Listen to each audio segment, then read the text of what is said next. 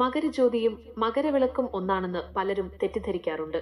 എന്നാൽ ശബരിമല വിശ്വാസപ്രകാരം ഇവ രണ്ടും രണ്ട് വ്യത്യസ്ത കാര്യങ്ങളാണ്. ഇതിനെക്കുറിച്ചുള്ള വ്യക്തമായ വിവരങ്ങൾ താഴെ നൽകുന്നു. 1. മകരജ്യോതി നക്ഷത്രം.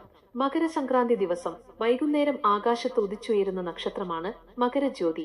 ഇത് ആകാശത്ത് തെളിയുന്ന സീരിയസ് നക്ഷത്രമാണെന്ന് പറയപ്പെടുന്നു. ജ്യോതിഷപരമായി സൂര്യൻ ധനുരാശിയിൽ നിന്ന് മകരം രാശിയിലേക്ക് കടക്കുന്ന പുണ്യസമയത്താണ് ഇത് ദൃശ്യമാകുന്നത്.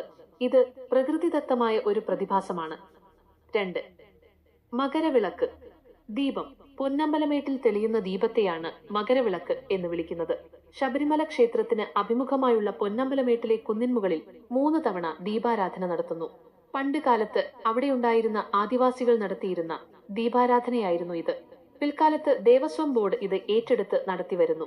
ഇത് ഒരു മനുഷ്യനിർമ്മിതമായ വിളക്കാണെന്ന് ഹൈക്കോടതിയിലും മറ്റും ദേവസ്വം ബോർഡ് തന്നെ മുൻപ് വ്യക്തമാക്കിയിട്ടുള്ളതാണ്. വിശ്വാസവും യാഥാർത്ഥ്യവും. പലരും ഈ ദീപം ദൈവികമായി തനിയെ തെളിയുന്നതാണെന്ന് തെറ്റിദ്ധരിച്ചിരുന്നു. എന്നാൽ വിശ്വാസികൾക്ക് ഇത് മകരസംക്രാന്തി ദിനത്തിലെ ഒരു വിശുദ്ധമായ ആചാരമാണ്.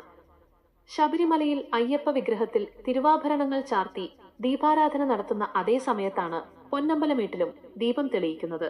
ഇത് കാണുമ്പോൾ ഭക്തർ സ്വാമി ശരണം വിളിക്കുകയും അയ്യപ്പന്റെ സാന്നിധ്യമായി ഇതിനെ കണക്കാക്കുകയും ചെയ്യുന്നു. ചുരുക്കത്തിൽ മകരജ്യോതി ആകാശത്തെ നക്ഷത്രവും മകരവിളക്ക് മലമുകളിലെ ആചാരപരമായ ദീപവുമാണ്.